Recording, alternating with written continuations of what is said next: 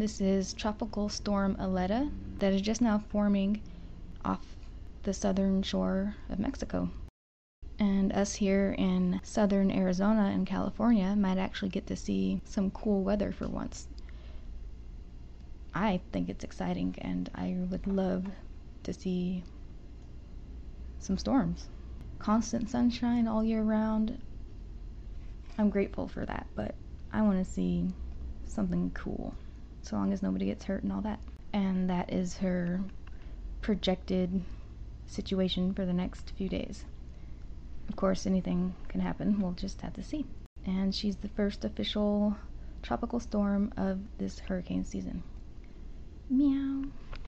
The Eastern Pacific hurricane season starts a couple weeks earlier than the season in the Atlantic, primarily because of the really warm waters that set up earlier south of Mexico in the East Pacific. That, combined with the fact that you have weaker upper-level winds over this area, allow things to start getting going a little bit sooner than on the Atlantic side. Most of the cyclones in the Eastern Pacific throughout the season, that ends November 30th, tend to go roughly parallel to the coast of Mexico. Especially early and late in the season, though, things can turn north, so our friends in Mexico can have some systems to deal with directly.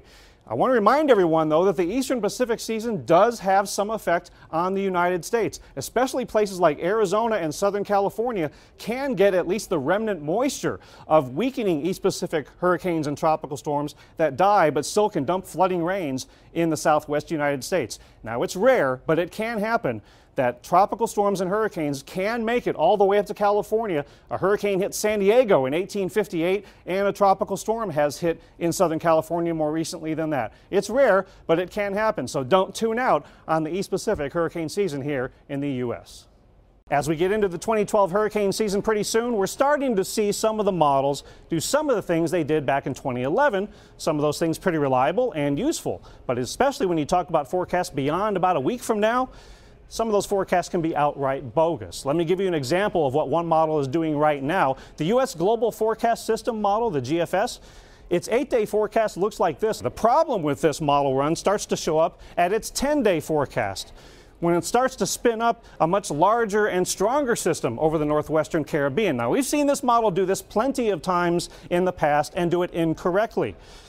We think this particular forecast is bogus because after 8 days, the model resolution changes. It gets more coarse, less able to resolve the details and properly represent what's going on in the tropics.